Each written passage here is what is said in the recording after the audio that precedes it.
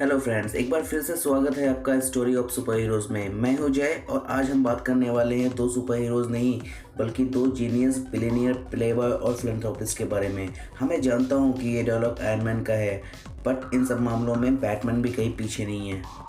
मैंने social media पे iron man versus Batman के बहुत ढेर सारे मीम्स देखे हैं, जिसमें डीसी फैंस के अकॉर्डिंग बैटमैन पूरी अवेंजर्स टीम को अकेले संभाल सकता है और मार्वल फैंस के अकॉर्डिंग आयरन मैन पूरी जस्टिस लीग को अकेले हरा सकता है। और इस तरह के मीम्स देखने के बाद सिर्फ एक ही सवाल दिमाग में आता है, कौन है ये लोग? कहां से आते हैं ये? तो आज हम लोग कंपैरिजन करने वाले हैं आयरन मैन और बैटमैन का, और ये डिस्कस करने वाले हैं कि अगर इन दोनों की फाइट हुई तो कौन जीतेगा। और मैं आपको पहले ही बता दूं कि मैं आयरन मैन और बैटमैन दोनों को बहुत बड़ा फैन हूं, और ये डिस्कशन हम केवल मूवीज़ के अकॉर्डिंग करने वाले हैं, कॉमिक्स के नहीं। तो चलिए शुरू करते हैं। Round 1, wealth.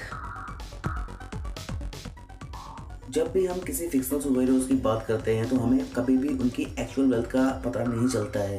उनके पास हमेशा उतने पैसे होते हैं जितनी उनको ज़रूरत होती है, लेकिन फिर भी फैंस उनकी वेल्थ का अंदाज़ा लगाने की कोशिश करते हैं। लेकिन फोर्ब्स के अनुसार आयरन मैन के पास 12.04 बिलियन की वेल्थ है और बैटमैन के पास 9.4 बिलियन की।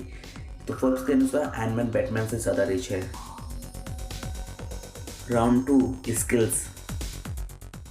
ब्रूस वेन केवल अपने वेपन्स और कैश के लिए ही नहीं जाना जाता, बल्कि वो वर्ल्ड के सबसे बेस्ट मार्शल आर्टिस्ट में से एक है। इतना ही नहीं, 8 साल की एज से ही ब्रूस वेन ने अपनी मार्शल आर्ट की ट्रेनिंग स्टार्ट कर दी थी, जबकि टोनी स्टार्क ने बड़े होने के बाद सूट बनाया। हालांकि टोनी का सूट लोगों से लड़ने की टेक्निक समझकर उनसे फाइट कर सकता है, लेकिन फिर भी फाइटिंग स्किल्स के मामले में बैटमैन आयरन मैन से आसानी से जीत जाएगा। Number 3, weapons and technology. Normally Batman के पास बैट सूट है जो पूरी तरह से बुलेट प्रूफ और फायर प्रूफ है। इसके अलावा ब्रूस वेन के पास एक आर्मर भी है जो स्पेशली उसने सुपरमैन से लड़ने के लिए बनाया था। ये सूट ओरिजिनल बैट सूट का ही मोस्ट एडवांस वर्जन था। इसके साथ ही बैटमैन कई एडवांस इक्विपमेंट का भी यूज़ करता है, जैसे bat mobile, bat rank, bat pot and bat bomb. लेकिन बैटमैन के वेपन्स आयरन मैन के हाईटेक आर्मर का सामना नहीं कर सकते।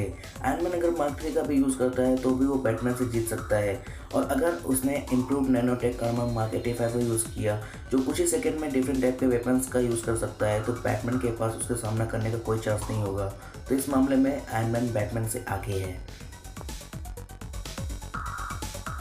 Number 4, research and preparation. Iron man अपनी गलतियों से सीख के इम्प्रूवमेंट करता रहता है। जैसा कि वो किडनैप हुआ और कोई उसे खोज नहीं पा रहा था तो उसने स्पाइडरमैन के सूट में जीपीएस लगाया। टोनी ठंड के इलाके में खुद फंसा तो उसने स्पाइडरमैन के सूट में हीटर लगाया। और उसका दोस्त रोडी जब सूट खराब होने की वजह से आसमान से नीचे गिरा तो उसने स्पाइडरमैन के सूट में पैरासूट लगाया, ताकि स्पाइडरमैन को उन प्रॉब्लम्स का सामना ना करना पड़े जो उसने खुद किए हैं। लेकिन दूसरी तरफ बैटमैन पहले से ही हर चुनौती के लिए तैयार रहता है। जैसा कि बैटमैन वर्सेस सुपरमैन में वो सुपरमैन से लड़ने से पहले क्रिप्टोनाइट का इंतजाम करता है। जस्टिस लीग में स्टेपनवॉल्फ से लड़ने के लिए वो सुपरमैन को जिंदा करता है, और सुपरमैन के जिंदा होने के बाद जब वो आउट ऑफ कंट्रोल हो जाता है तो उसे कंट्रोल करने के लिए लुइस लेन को बुलाता है। इतना ही नहीं, बैटमैन हमेशा अपने दुश्मनों की स्ट्रेंथ और वीकनेस का पता लगा कर रखता है ताकि वो उनसे जीत पाए। तो इस क्राइटेरिया में बैटमैन आयरन मैन से आगे है। Number 5, intelligence. इस राउंड का विनर कौन होगा ये बताना बहुत ही ज़्यादा मुश्किल है। जहां टोनी स्टार्क वर्ल्ड के सबसे इंटेलिजेंट इंजीनियर और इन्वेंटर में से एक माना जाता है, वहीं बैटमैन को भी सबसे स्मार्ट बिजनेसमैन में से एक माना जाता है। अल्फा हाई आईक्यू सोसाइटी के अकॉर्डिंग ब्रूस वेन का आईक्यू 192 है, वहीं दूसरी तरफ टोनी स्टार्क का आईक्यू 270 है, जो कि वर्ल्ड में 0.01% लोगों में से एक है। टोनी स्टार्क को फिजिक्स, केमिस्ट्री और कंप्यूटर साइंस का भी नॉलेज है। टोनी ने कई आर्टिफिशियल इंटेलिजेंस को डेवलप किया हुआ है, गुफा में बैठ करके आर्किटेक्चर का छोटा वर्जन तैयार किया है, न्यू केमिकल एलिमेंट को सिंथेसाइज किया है, और टाइम ट्रेवल के लिए जीपीएस का रिसर्च भी सक्सेसफुली पूरा किया है। तो इस राउंड में भी टोनी स्टार्क ही जीतता है। Round 6, fights with strongest opponent.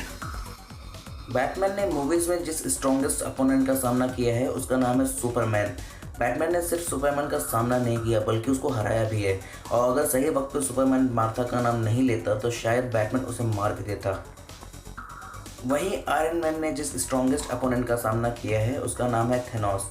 वो केवल आयरन मैन ही था जो थेनोस का खून निकालने में सक्सेसफुल रहा, लेकिन वो थेनोस को हरा नहीं पाया। जब बैटमैन ने सुपरमैन का सामना किया था तो बैटमैन के पास सुपरमैन की कमजोरी थी, क्रिप्टोनाइट।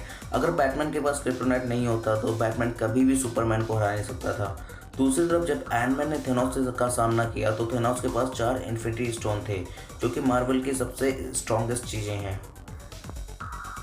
तो दोस्तों ये कंपैरिजन था बैटमैन और आयरन मैन का, जिसमें मेरे हिसाब से आयरन मैन जीतता है, लेकिन शायद कुछ और पॉइंट ऐड किए जाए तो रिजल्ट कुछ और होगा।